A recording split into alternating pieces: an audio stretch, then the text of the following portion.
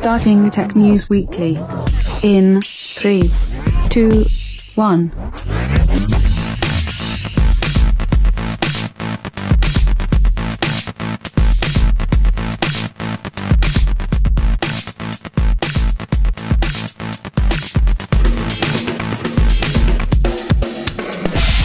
Hey everybody, welcome to Tech News Weekly. I am John Bubb. I am filling in for Andrew Zarin today, who could not be with us. He's doing some stuff in his house, so, you know, he's got the baby, he's got all sorts of stuff that he's dealing with, so it's just me today, and I have a very special guest with us. Yes, we have the one, the only, Kermit the Frog with us. Hello, Kermit. You're a sick person. No, actually, we have John Prosser from Front Page Tech. Hi. How's it going, John? I'm the generic John. Hi. How long did I take you to come up with? Oh, about 5 minutes. Oh, of course. Just the fact that you put effort into it makes me feel special. You're a very special boy. I hate you. So how are you doing today? I'm good. Busy but good. How are you? Not too bad. So it's been kind of an eventful week, at least news-wise. I mean, just normally when we enter this time of the year, you know, November, December, January, or at least up until, you know, CES, there's very little news in technology. Everything just slows down for the holidays. But, man, we've had a lot of stuff this week. Right. Yeah, so let's go right on into it. Fitbit is reportedly buying Pebble. You know, Pebble, the smartwatch maker, they had the e-ink screen originally, I believe. So according to the information, Fitbit is buying smartwatch maker Pebble for an undisclosed amount of money. But according to anonymous sources, they're indicating that Fitbit is buying the smartwatch maker for about $34 to $40 million. And all this is due to Pebble having a whole lot of financial issues. Apparently, they owe their lenders about $25 million and have been looking to sell themselves for quite some time now. This is very interesting news in the sense that Pebble was basically one of the first large mass popular smartwatches out on the market. Yeah. And here they are basically in dire straits looking to sell themselves.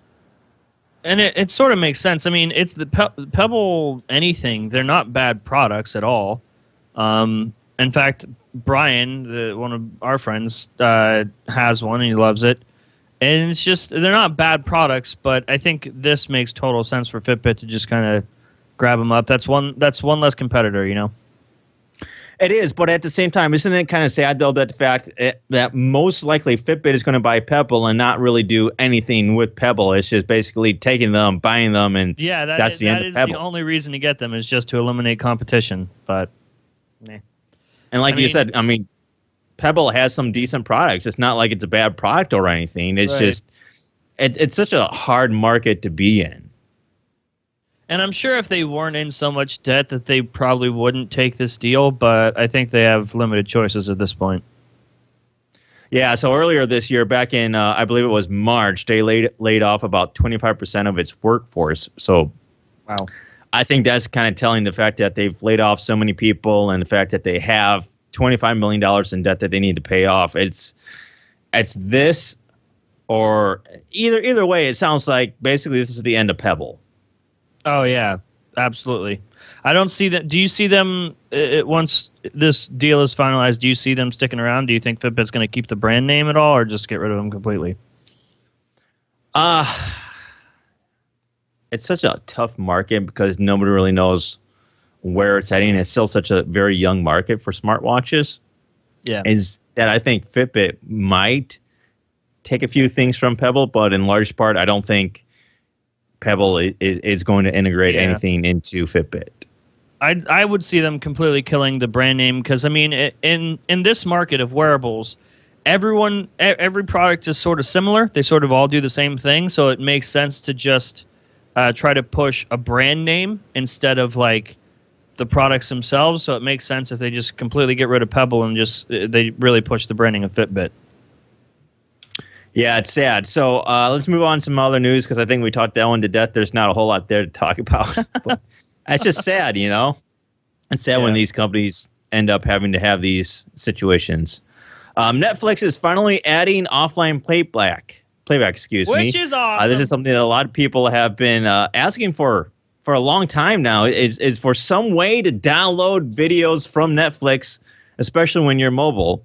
And now they're finally adding that feature. It's arrived already for most people. So it's an app update for iOS and Android, and it's pretty straightforward. When a show or movie is available to save offline, you'll see a little download button.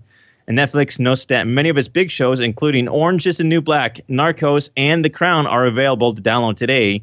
And also, it's not just the Netflix shows that you get access to download.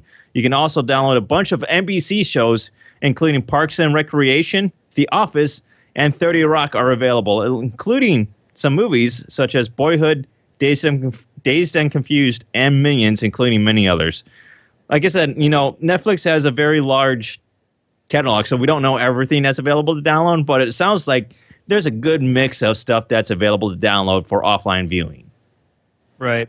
I mean, the issue is, and with a lot of streaming companies wanting to do offline playback, it's not that it was never an issue of they don't want to do it. It's the actual content holders that hold the rights, for whatever reason, have a problem with offline viewing. There was a problem mostly, like even Hulu had that problem when they wanted to go ad-free. There's still some shows with Hulu that just aren't ad-free, regardless of what platform you're actually paying for or what tier you're paying for with Hulu, because the content holders I don't know, they're just anal about that sort of thing.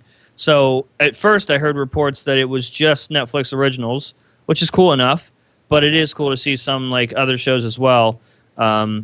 Specifically for like flights, if I'm on a flight and stuff, I'm always trying to download podcasts, or now I have YouTube Red so I can download YouTube videos, but it sounds even better if I'm going to be able to download The Office and watch that on a plane. Right, and I think this is something that definitely benefits users, and I understand the fact that copyright holders want to, hold on to their content, but at the same time, there needs to be this way for people to access this content in situations where they're not available online, such as, like you said, if you're on an airplane. Yep. So that's very interesting that they're doing this. I don't see anything bad about this feature at all. No, not at all. I was reading, though, that it's not available for every device. There are certain devices that it's not compatible with. Basically, Netflix does have a list of compatible devices, and apparently it has to be HD ready for this feature to be available on your device. So, according to the list, not every device is compatible is listed, and not every device that isn't compatible is listed. So you must not be downloading. You must only be getting one source file instead of being able to choose the resolution of your offline playback. I'm assuming you're just something getting like one that. file from them. Okay, yeah, makes sense.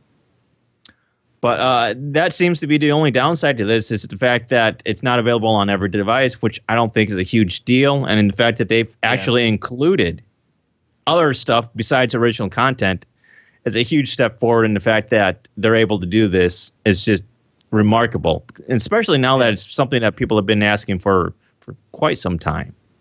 Yeah.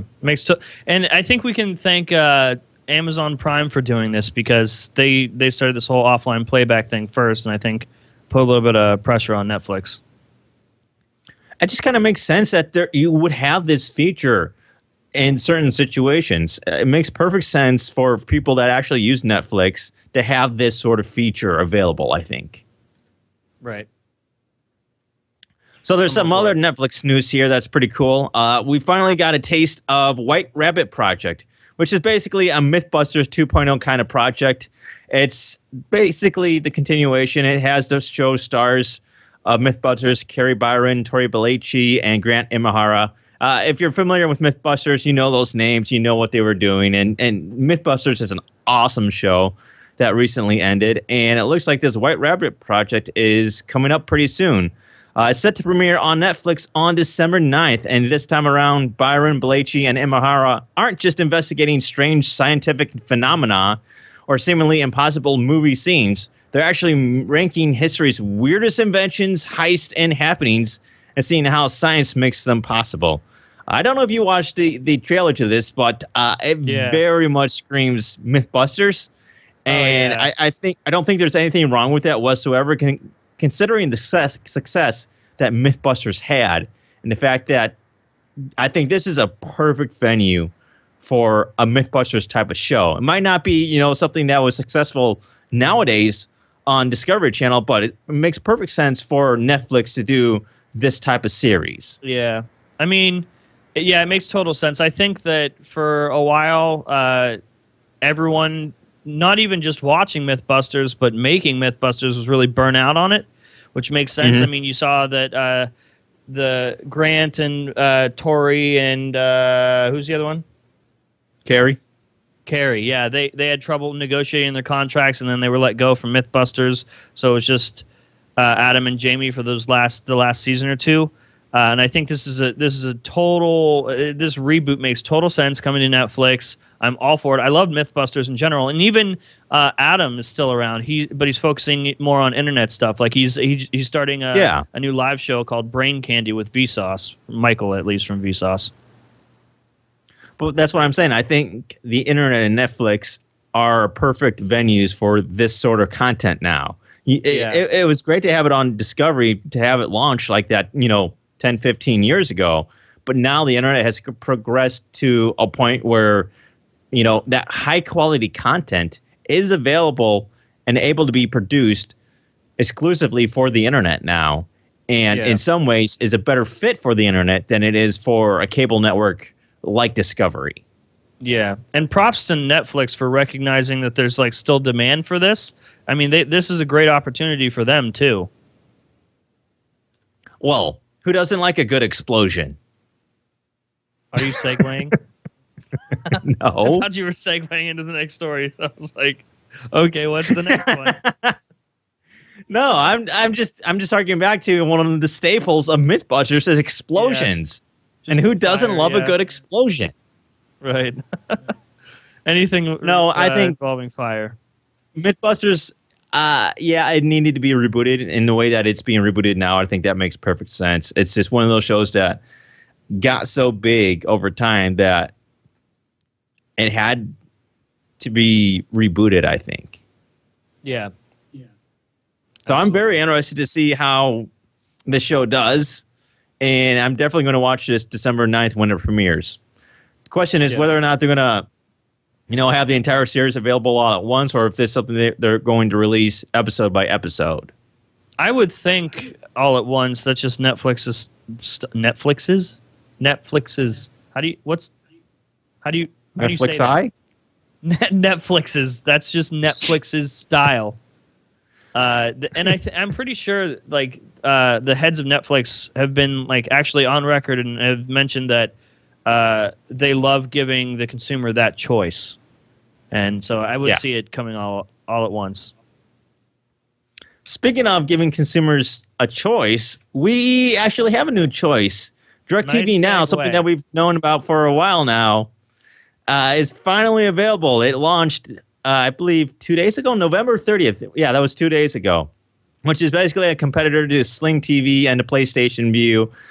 We knew about this all the way back in March, but now we finally got the information about this. It'll start with a package of $35 for 60 channels. And as a promotion, early adopters will be able to lock in 100 channels for that price, which normally costs around $60 a month. In comparison, the View starts at $30 a month with around 45 channels, and SlingTV starts at $20 per month with fewer networks. As for other packages, you can get 80 channels for $50 a month and more, and $120 for $70. 120 channels for $70 a month. You'll be able to view the service on your Apple TV, your Fire TV devices, iOS, Android, Internet Explorer, Chrome, Safari. Basically just, what you would expect from a service like this. This is pretty cool that they're doing this. What do you think about this new service from AT&T? Oh, I'm all for it. This is, and I think I mentioned this before on my show, maybe a couple episodes ago, that it's very rare that these companies understand where consumers are headed. Specifically, anything related to cable television is so dated and outmoded at this point, just their mindset. And it's really cool for AT&T because they didn't. they have acquired themselves into this sort of thing. So it's like they already had an understanding and they had a plan going into this. They know we're moving mobile first. They know people are cutting the cord. It's just fact. That's what's happening. People want to watch what they want to watch whenever on whatever device they want. Makes total sense, and AT&T is giving them so many different options. And the best part about it is now they have full control over every single one of those options. So it doesn't matter if consumers want cable television, because now you can get that with AT&T. It doesn't matter if you want to cut the cord, because now you can get that with AT&T. What do you think about the pricing for the packages? I think it makes sense. Especially like the starting price, that promotion for 100 channels for $35, and I think you can get like HBO and stuff for $5 extra, if I'm not mistaken. But yeah, I haven't looked specifically at all the other packages, but yeah, from what I understand, you can add all those other packages, HBO, Showtime, et cetera, et cetera. Yeah. Plus, it's if you have AT&T as your mobile carrier, another market that they have on lock. That doesn't cost anything regarding data. It's completely free for you if you're using AT&T. So if you want to watch stuff with DirecTV Now, it won't count against your data at all. This stuff is so interesting to me because I'm somewhat of a semi-cord cutter in the sense that there's a lot of stuff that I don't necessarily watch on TV, but then there's stuff that I do watch on TV because I can't get it anywhere else. Yeah. So I still have cable because those shows aren't available really online unless, I DVR it, which strangely, the fact that there's still shows that you can only get if you DVR it, which I don't understand. But this is great that there's another option. And I actually tried this out today. It's interesting. And I've tried a few of these services out. You bought it? I did not buy it. No, I borrowed it. I borrowed it to do a demo because Andrew has this. So I borrowed his login to test this out just so that I had some firsthand information about how well this service works. And it's very interesting. Yeah. It works fairly well. It's not 100% perfect, which I don't think is a realistic expectation at this point because it did just launch. So there's obviously going to be some technical issues here and there. It's not going to work perfectly, which is kind of indicative of these over-the-top TV services such as SlingTV and DirecTV Now. But it works remarkably well, and the picture quality is actually very good. It's not necessarily as good as what you would see on your cable TV. However, I believe it's good enough that most people don't care. As long as it looks good. And most content is about 720p, around 4 or 5 megabits per second, which is much better than what I experienced when I tried SlingTV. And SlingTV, when I tried SlingTV, nope. Yeah. Just didn't like it whatsoever. I didn't like the interface. I didn't like how it worked. And most of all, I just didn't like the quality that I got with SlingTV for a week. And I was like, all right, well, it was terrible. It was like 1.5 megabits at 720p, if that. Right. And it just looked terrible. Like, there's no way I would pay money for SlingTV. This starting promotion, $35 for 100 channels, is a great deal. Absolutely. And the fact that it's totally watchable. There's a lot of, over-the-top services out there now and, a lot of online TV. And really what it comes down to for me is the picture quality. And that's something that's very hard to do. I mean, Netflix has this on lock. Amazon Prime has it on lock. YouTube has it on lock. But a lot of these online TV services don't seem to be able to deliver on, high quality picture, especially when doing it live. And I think DirecTV Now is close enough that you could realistically cut the cord and have, DirecTV Now in its place and not have to worry about picture quality. That's just something that I'm very much into. Lack of quality. I think the lack of quality is just a side effect of these companies not understanding what the right move is. They're only doing it because it's like a last-ditch effort because people are cutting the cord. So they're like, we got to give them an option, or we need to capitalize on this market right now before they truly understand how to do it properly. Well, it's interesting because I think you've tried this too. The NFL is doing live streams on Twitter now, or has done a few Twitter streams. Have you actually watched any of these NFL games when they were being streamed on Twitter? Yeah, I saw a couple of them. Not to watch them because they're NFL games. I just wanted to see it because it was part of the news, and they looked incredible. All the streams that I've seen on Twitter were great. Yeah, and to me, that's incredible. The fact that Twitter gets this so right. Yes, it's sport. It might not be 60 frames per second. It might miss the mark for sports fanatics, for somebody who just wants high quality picture at 1080p on their device. Twitter freaking nailed it. Absolutely nailed it. And I was like blown away by the picture quality of what the NFL streamed on Twitter. I don't think DirecTV Now has as high of a quality. They might be ramping it up later. They said that it might start doing 1080p and 4K later. But I'll tell you what, I'm very impressed right now with DirecTV Now. Yeah, I mean, if anyone's interested in this, like, now's the time to do it, especially with the early promotion and everything. Yeah, you can lock in that $35 price for 100 channels, and at that price, it makes perfect sense to do this if you're a cord cutter and you just want some sort of live TV, and you still get access to a lot of on-demand stuff through them as well, which is really nice. So it's not just live TV. It's all these things that you're getting for $35 per month. You're basically getting live TV plus Hulu and of sorts built into that, which I think is a pretty good deal.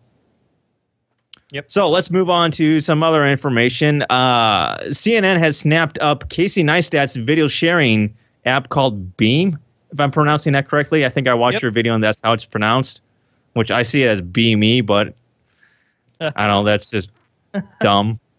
So CNN has acquired the social video sharing app Beme, which I want to say Beme still, but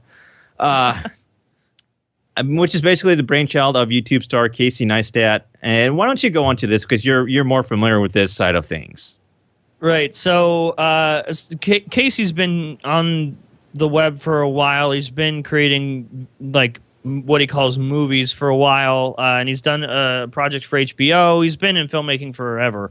He started a vlog to basically introduce and talk about his new company, which was Beme at the time. So he started it like, I don't know, 2-3 years ago maybe. And it's essentially just an app, and it's for iOS and Android, where instead of holding the camera up in front of your face and missing whatever moment you're involved in, you just hold it to your chest. It beeps and records 10 seconds or a few seconds of whatever's in front of you, and then I think it's like 4 seconds. Yeah, and then it instantly shares it, and then people follow you on Beme, you follow other people on Beme, and that's how it works. And initially, the launch was super successful, and that's just because it was Casey. And so, obviously, when he announced the launch and everything, people were all over it. They were using it, but its feature set it's not great. It's the same thing all the time, just holding it up, that sort of thing. And other platforms have surpassed it by a lot. I mean, Snapchat, Instagram now doing what they're doing with like live interacting with videos and stuff. It's even Facebook. Everything it's different now from when Beme first started, and Beme just didn't adapt, and it just tapered off, and no one really uses it anymore. So this was not CNN getting Beme. In fact, they're shutting Beme down. They wanted Casey. Yeah, they're going to take. Even if you go to Beme's website, I think it's bemeapp.com or something. It has a shutdown notice. They're shutting the app down. That's CNN's plan. They want to shut it down, and all they wanted was Casey and the 11-person team, the Beme team, and they're essentially just going to use those people to create a standalone media company for CNN. So it's umbrellaed by CNN. It's not technically going to be. It's not an app. Like people are like, oh, he's going to create an app for CNN. That's not what's happening. It's like a full-on standalone media thing. So even Casey said he doesn't know exactly what they're doing with it yet. This is just a very like initial thing. They sold Beme. They're going to shut. So Beme he saw down, the money and he couldn't refuse. Yeah. And then whatever happens after that is just there, because there was a lot of investors in Beme. They raised millions of dollars for Beme through investors, and this was the only option. It wasn't, unless they introduce some crazy new features, it just can't compete. So the only way to really not screw over all those investors was to take this and then move on to something else. How much did they end up paying for Beme? Most reports are $25 million. Wow, that's a lot of freaking money. Yeah. So and there's 11 people in the team. Plus, I'm sure they had to pay back investors. So who knows how much they're actually walking away with. The main thing, though, is that it's not just a one and done sort of thing. Like, he works for CNN now. Yeah, but that's still a crazy amount of money to buy for an app that really wasn't all that popular to begin with. Exactly. Yes, I understand that. I understand that they're doing this to get Casey, but yeah, the app is not worth $25 million. They wanted Casey, and I'm sure that's just how it was negotiated. Like, okay, well then make this app go away for me, basically. But like he just ended his daily vlog. That was a big deal. And throughout the vlog, he kept saying there's something happening right now that I can't talk about. And then he ended the vlog, and this is directly related. So if you want to say he sold out, that's an option. But either way, this is what he's going to do now. So, well, in a technical sense, I could understand that because he is now doing CNN, which is cable news, instead of the internet. Yeah. Or is technically a traditional cable network versus the new media, which is internet. But I can understand that. But at the same time, that's a lot of freaking money. Yeah, Casey has quite the audience, so I think they're trying to like merge that and make CNN relevant. Yeah, good luck with that. Yeah, I think most media these days have kind of screwed themselves with the way that they've covered mostly things. CNN too. So yes, but it's crazy because I guarantee that Casey on a daily basis probably got more views than anything on CNN. That dude was pulling like 3 million views of vlog. I could see that. Yeah. So if somebody wanted to acquire Front Page Tech, shut it down just for John Prosser, what kind of money are we talking about here? I'll do it for like $100 and a taco. A pepperoni roll? Yeah, that's even better, dude. I'll do it for that. So we've got one last story here to go through. This is kind of a scary one. So San Francisco had a pretty big problem over Thanksgiving. The city's municipal transportation agency confirmed that the Muni station computer system was hacked, leading officials to open fare gates, shut down ticket kiosks, and otherwise make rides free on November 26th. Now, trains themselves were unaffected, and payments resumed the following morning of the 27th. However, this is a very interesting situation because it looks like there was a hacker that went by the pseudonym of Andy Solis, and they basically put ransomware on the city's payment system, providing that they wanted basically what it said is that these screens now said, you've been hacked, send this amount, $73,000 in Bitcoin to this address. This is very interesting that they were doing this, and that basically what ended up happening is the city paid $73,000 in Bitcoin to get their system and data back. Oh man, what? So this is a very serious problem. This is not the first time we've seen this happen now. Earlier this year there was a hospital system that had ransomware and had their entire systems encrypted, and the only way to resume operations was for them to actually pay whatever it is that the hackers wanted in Bitcoin. And now here we are, while it wasn't to train themselves, it was a very technical system that hackers were able to breach and hold for ransom. What a time to be alive. I mean, what do you think about this? We live in the future. It's just like, and you remember when we had that massive DDoS attack a couple months ago that took down the whole internet? They also targeted Washington, D.C. and shut down all digital payments in Washington, D.C. That whole day, you couldn't use a debit card. That's enough to wreck your day, a good amount.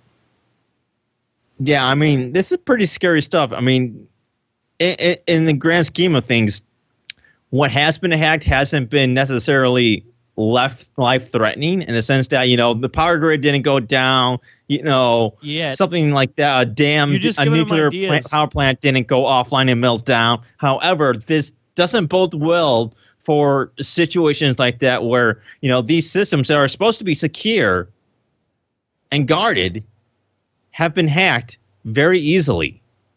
Yep. So I don't think it's a stretch at this point to think, in the future, in the near future, something worse, including our power grid, could be easily hacked and held for a ransom. That's just incredible. Which would be terrible. Yes, that would be terrible. Yes. That'd be so bad. Do you think there's any way to defend against this? I mean, do we need to have more secure systems, or is it just that we're so stupid when it comes to security that, social engineering can just completely wreck any security that there is? Well, the sad thing is, I don't think we can defend ourselves until it happens to us. Like, until we learn how it happened. And after that, it's already happened, and we've already been screwed once. So, I don't know. But this has been happening for years now. It's just gotten to the point where we're seeing these large companies and governments that are being held for ransom now. We saw that hospital system. Now we've seen this municipal system. We've seen large breaches of payment systems that were hacked. And it doesn't seem like we're learning anything from these hacks. No, because unfortunately it's on an individual basis.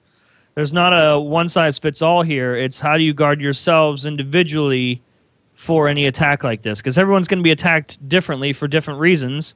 And that's the scary part. Should we have the NSA... Should we have the NSA drop guidelines or something for these other governments and other systems that they should follow to secure their systems? I mean, what about social engineering? I mean, that's I think the biggest problem today is that, this probably happened because somebody, was on the company computer, on the government computer, got an email, opened it up in their Gmail. It was phishing link. They opened it, really downloaded the ransomware, and then now the whole system is down. Yep. All thanks to somebody that opened Gmail on a government computer. Yep. I mean, it's crazy because these hackers obviously are one step ahead of everybody else. So it seems like we're just going to have to learn from experience, and unfortunately that means getting hacked. So that sucks. I don't think we're learning here. I really don't. The fact that this keeps happening multiple times and that is still profitable,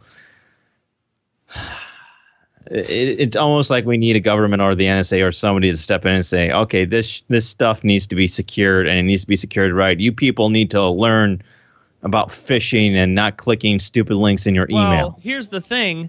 The people that are in charge of this sort of stuff, or would be in charge of this sort of stuff, don't fully understand it. Like, they don't understand the age we're living in. And that's going to be a problem for a few years. They're just older. They're just the lack of experience in this sort of thing. It's just a lack of understanding. And until we have people that what you're saying is the government should hire you to protect the defense system. Say what? So what you're saying is the government should hire you to protect everything. No, don't hire me. Do not. This will be much worse if I'm in charge. Just a heads up. That would be scary. Talk about the power grid going down. That's when it's going to happen. The second I'm hired. It'll be you clicking on a link for a kazoo. I know. It'll be me just being like, hey, here's a free ice cream cone. And I'm like, sure, I'll click this link. Here's all my passwords. Well, that's pretty much all the news that we've got for today. Is there anything else you wanted to cover that you knew about that happened this week that you wanted to get to? Nope. No? Nothing? That's all. That's all. Okay. So where can people find more about you and what you do? YouTube.com/frontpagetech or Twitter.com/frontpagetech or just Google frontpagetech. And I see you got a fancy new FPT shirt that you're wearing there. I do. It says tech news and fart jokes. So are people going to be able to, get that soon? Yeah. Yeah, probably this month, actually. Awesome. So it'll be something for Christmas that you can get people. That's the goal. Awesome. So, you can find me here, of course, on the GFQ Network, where we do Tech News Weekly, a whole bunch of other shows. You can also follow me on Twitter at Suncast. Make sure you follow this guy on Twitter as well. He's at John_Prosser, which is pretty cool. Frontpagetech.net. And, you know, I know you guys are buying stuff on Amazon. You guys buy stuff on Amazon all the time. Yeah. So we have this cool little affiliate link that anytime you make a purchase on Amazon, we get a little percentage of that sale, and it really does help us out. We've got a whole bunch of equipment here back at GFQ that we have to maintain and, you know, buy new stuff for, and just, you know, after a while, the stuff just needs to be replaced. We got to get new computers, new hardware, and all sorts of stuff. So anytime that you buy something on Amazon, you should use our link. Just go to gfq.co/Amazon. They'll grab our affiliate link, and then next time you buy something, we'll get a nice little percentage of that sale. So if you can do that, that would be just peachy. And I think that does it for us. Just peachy. Peachy, yes. All right, we'll see you guys next week. Take care. Have a good one.